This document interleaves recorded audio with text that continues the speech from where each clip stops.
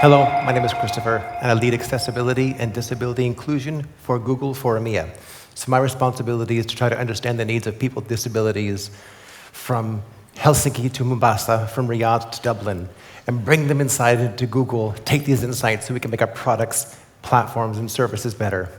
But what I want to share with you today is some ways to think about, as especially in this world of AI, how can we make sure that we don't forget the people who might be best served by such technologies. So first, a quick personal story so you understand my context. I'm a failed opera singer. I studied music in uni, and in my mid-20s I realized I was making more money waiting on tables than I was singing, so I get onto computers. But fortunately, like Coco, I was also from in America. I was raised in Cupertino, California. So I worked at Apple for 10 years. I worked on the first iPod, the first iTunes, the G4 towers, G5 towers, Final Cut Studio. Then I made phones at Sony Ericsson for a couple of years and even made games at Disney. But when Google calls the phone, you pick it up. And I learned about accessibility there for the first time. I was the lead technical program manager for Google Play Music, and we had a test engineer come into our meeting. She turned on VoiceOver, and I heard button, button, button, button, button. I asked, what's that? And she said, well, this is Google Play Music for someone who's blind. I said, well, that's stupid. How do they use it? She said, they don't. That's why I'm here. So that was my introduction to accessibility. That was my introduction to disability. 18 years into my second-ish career, and I was fascinated with the opportunity to design for people that I don't understand, build for people I don't understand, and get to know what's possible. So I first started doing accessibility for them, and that brought me to where I am today, where I now live in London. And I want to share with you a couple thoughts. So why does Google care about accessibility? Well, one, it's actually part of our mission statement, to make the world's information universally accessible and useful. But for me, the universally accessible is the most important part. There's accessible, meaning anyone can have access to it. But then there's universally accessible, meaning really everyone can have access to it. And we do this on the device, on your web browser, but also in the real world. We can provide information in terms of what restaurants are accessible, meaning if you are in a wheelchair, you know someone with a wheelchair, and you're avoiding glass bottles, you know where you can go in. You know where the bathrooms are. This is critically important to be able to live a life like everybody else. And for me, that's the crux of what accessibility really is. It's about autonomy, giving people the opportunity to live the life that they want in a world that wasn't designed with them in mind. Because this matters. According to the WHO, 16% of the world have a profound disability. That's 1.3 billion people that if you don't take the effort, you're going to miss in terms of your message and your products. And when it comes to technologies, like the ones that we build at Google, they're profoundly impacted when you take the idea and drive with it. But then there's the people who are not identified with the disability, those of us who are afraid of it, or those of us who have the fear of the stigma, or just don't realize that what I'm not good at actually could be a partial disability. Then there are the friends and family, like I mentioned a moment ago, with a wheelchair. If you have a family member with a wheelchair, you can't go into a restaurant if they have a step. But finally, every one of us, if we're lucky enough to get old, or if we're having a bad day and have a broken arm, we're going to have needs of these kinds of tools. If you have a broken arm, you need to use your phone with one hand. If the phone was not designed to support that, you're out of luck. So what does it mean to build inclusively? First, there's a secret I need to say.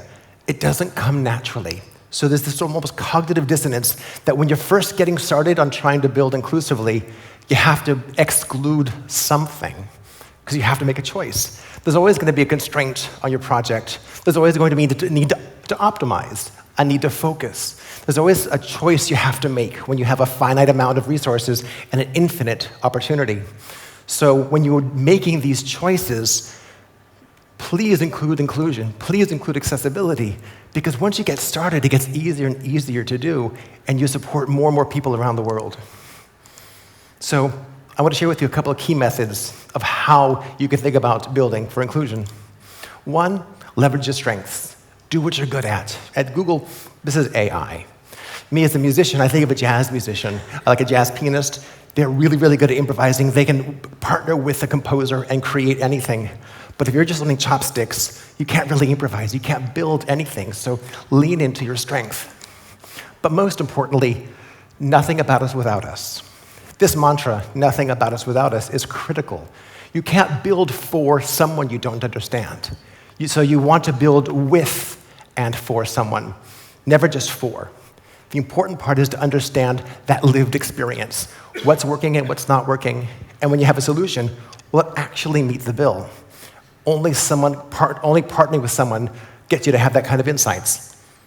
3, because there are 1.3 billion of us out there, it's a lot of people. Where do you start? And the key is to start with one. You can start with one person's problems. You can start with one feature in your product. You can start fixing one bug. The most important thing is that you just get started, because if you don't start, it never starts. You never get a chance to make this process. And it is a process, because there's no such thing as being perfectly accessible, because people are interesting. People are hard. Technology evolves around you. There could be a bug in the browser if you have a web app. There are many reasons why perfection shouldn't be the goal. But the most important thing is because you're never going to be there. The rules change, the laws change. There's 1,000,001 reasons why you can't have a destination and say, we are fully accessible, because there's always someone. Now, I want to share with you the story of how we have been doing this at Google, specifically around captions and hearing technologies. So in 2009, we had our very first experiment with AI and accessibility in YouTube. In YouTube, we had the very first, not the best, quality English captions for free on any video. We've continued to develop, we've continued to invest, and continue to discover new ways to make this better, more powerful, more accurate. And now we have 14 different languages that we support in YouTube. We took this information and brought it into Google Meet. Those of you who are lucky enough to use this, you'll know the captions there. We have 15 different languages that we support for free in Google Meet, and they're actually quite good. And we even have 7 more on the way. And in 2022, we even took these captions, and now we actually provide you transcripts, all of this for free. But now, looking at the newest technologies, this new generative AI technologies, we have the ability to sort of create almost like a Babelfish experience, where you can have someone speaking French and reading it in a non-French language. So we're just experimenting now with taking these languages and letting people communicate with themselves that they wouldn't have been able to any other way.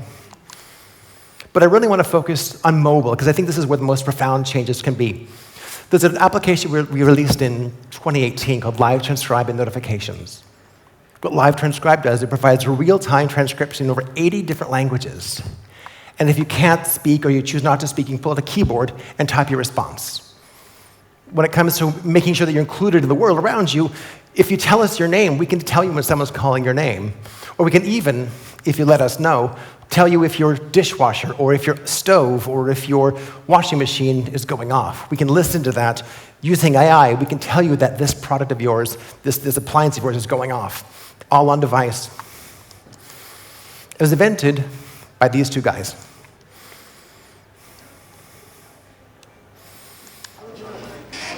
I'm set. Yeah. Ready?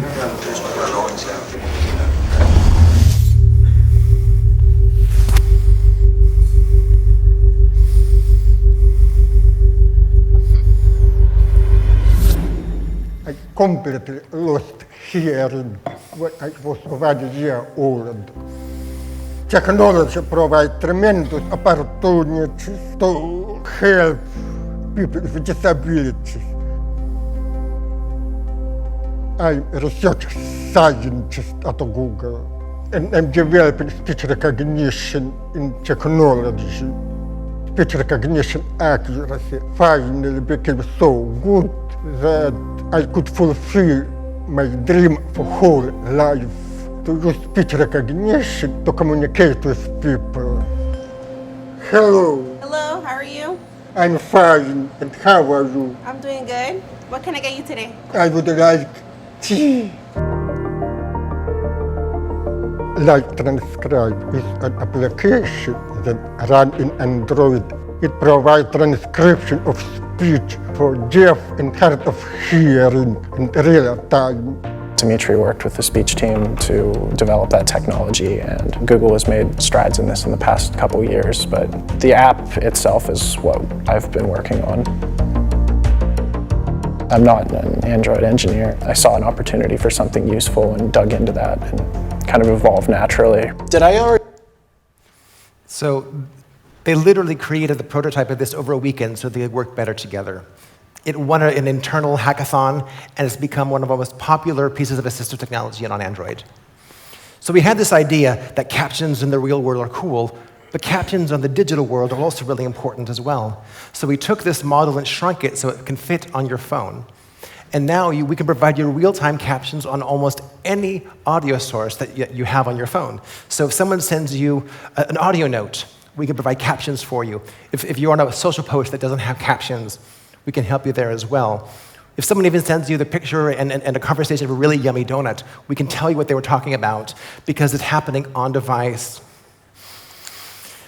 But then we realized getting captions of videos are excellent, important, but what if you can do phone calls? I hesitated for a few seconds, and I realised the enormity of it, what it really meant. I'm 55 years old, and for the first time, I was able to call my son. This is Matthew. He likes to swim in cold water. After a swim, you feel alive. Like really, really cold water. I also swam across the English Channel. But that's another story. Matthew is deaf. People think if I got a hearing aid on, I could hear everything, and that's not true.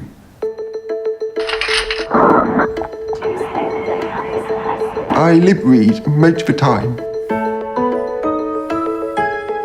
I have two boys, and they're both very important part of my life. This is Matthew's youngest son. Hi, I'm Harry. He lives in Hong Kong and plays rugby. I always want to keep in touch with him. Before, I need to communicate with him through Zoom or WhatsApp. I would try and lip read him, but it's really hard because it's not 3D, it's a flat screen. When I got the Google Picture phone, because the live capture feature, Harry was the first person I phoned. It was incredible. And we were talking for about half an hour. All of a sudden, he said, Dad, do you realise this is the first time we've talked on the phone? I was speechless for 3-4 seconds, and it realised what it really meant. I'm 55 years old, and for the first time in my life, I was able to call my son. So now we're using the Yeah, please. A really neat side story. I've become friends with Matthew, and it turns out he actually met a woman over COVID, and he used his live transcribe to talk with her over the phone when she lived in France, and they've just moved in together. So they wouldn't let me make a movie about that, but this continues to really impact people's lives. So now we have the ability to let someone who's deaf but verbal speak. So we took it to that next logical step. So now we have live caption for calls. So imagine the interaction is basically like you're texting someone, messaging them. You type your response, you click send, and we generate a voice for you.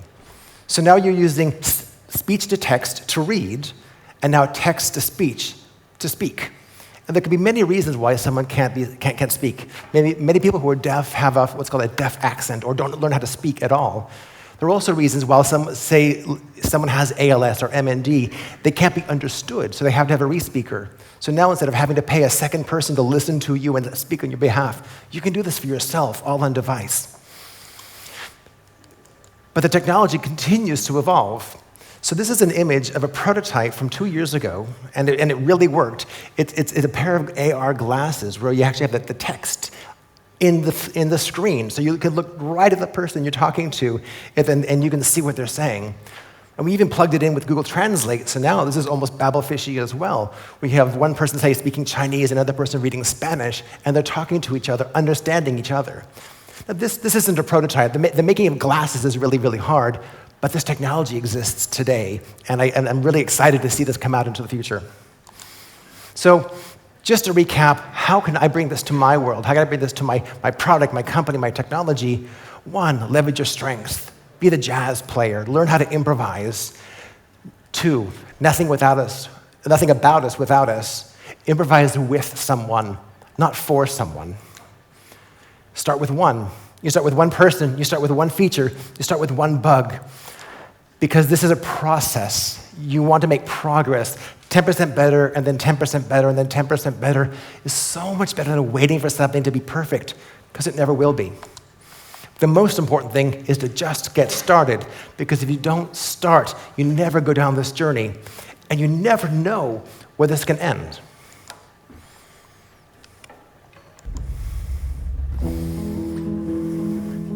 A look can say a lot. A look can be honest and true. A look can speak for you. Say what's on your mind or in your heart. A look can say what's best unsaid and find the right words without having to say a word. A look. It's great to see you. Can say a lot.